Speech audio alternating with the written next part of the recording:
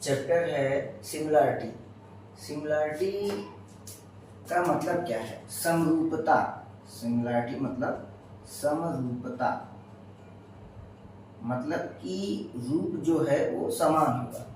तो इस चैप्टर में हमें पढ़ना है ट्रायंगल से रिलेटेड बातें। किससे? ट्रायंगल।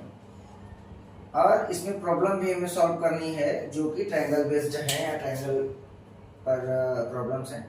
तो जो ट्रायंगल है उसकी प्रॉपर्टी हमें आनी चाहिए। जैसे बेसिक प्रॉपर्टी में कि ट्रायंगल में 3 साइड होता है, 3 एंगल होता है, सम ऑफ इंटीरियर एंगल्स जो है 180 होता है, ये बातें हम जानते हैं। तो यहाँ पर जो है इस चैप्टर में हमें पढ़ना है ट्रायंगल की एरिया का रेशियो कि 2 या 2 से अधिक, बट यहाँ इस चैप्टर में सिर्फ और सिर्फ 2 ही ट्रायंगल के एरिया का रेशियो निकाला है। तो सबसे पहले समझते हैं कि ट्रायंगल है क्या है। ट्रायंगल तो 3 साइड वाला ट्रायंगल कोई भी हम बना लेते हैं। एक ट्रायंगल हुआ, इसको नाम भी दे सकते हैं, मान लीजिए नाम दे दिया ए, बी और सी। तो अब इसका एरिया का फॉर्मूला क्या होगा?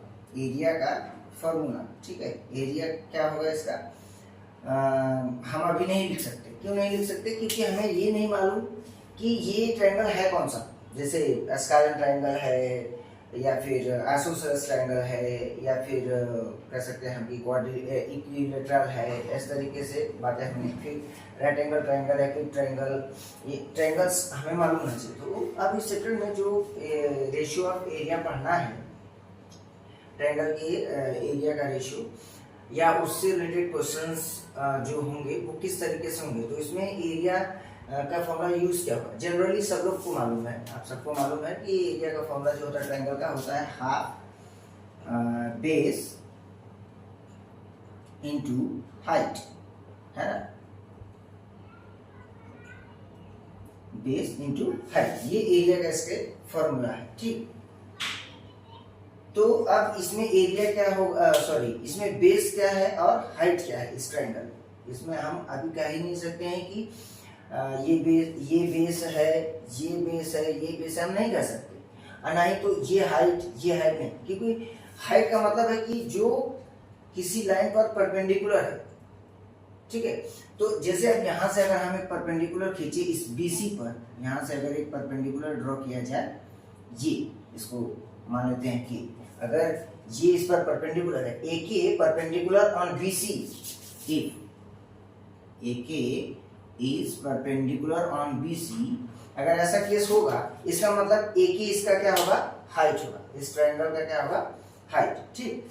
अब अगर मान लीजिए यहीं से B से हम लोग अगर परपेंडिकुलर इसके ऊपर ड्रॉ करते हैं, अगर यहाँ, और इसको मान लेते हैं P, या फिर चलिए अगर B से AC पर परपेंडिकुलर ड्रॉ किया जाए और इसको नाम दे देते हैं S, ठीक है।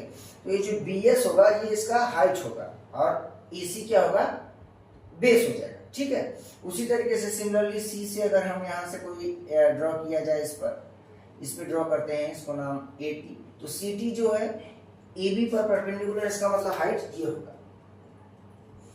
तो ध्यान दीजिए, इस केस में हम इसको लिख सकते हैं area is equals to half base. तो अगर AK perpendicular on BC, then we can write AK multiplied by BC। Case number 1, अगर ऐसा हुआ कि BS, अगर ट्रायंगल सेम होगा ABC, BS perpendicular on AC, उसके बाद हम लिखेंगे area is equals to half BS, ये जो है मैंने यहाँ पे लिख दिया है BS इंटू, सॉरी, तब इसका बेस जो होगा AC इंटू BS हाइट हो जाएगा, ठीक। ये आपका दूसरी बात है। फिर तीसरे केस में अगर CT परपेंडिकुलर ऑन AB, तब हम कैसे लिखेंगे एरिया को? Area is equals to half AB base into height क्या होगा? CT, ऐसा हम लिख सकते हैं, ठीक। अब ये ट्रायंगल, अब इसी ट्रायंगल को तीन तरीके से बना लेते हैं, देख लेते हैं। जैसे मान लीजिए पहला वाला जो कंडीशन था उसके हिसाब से देखा था इस ट्रायंगल को, तो ये ठीक, यहाँ पर के, यहाँ पर सी ए बी, ठीक। अब ये जो है ये इस तरीके से हम इसका लिखेंगे एरिया का फॉर्मूला।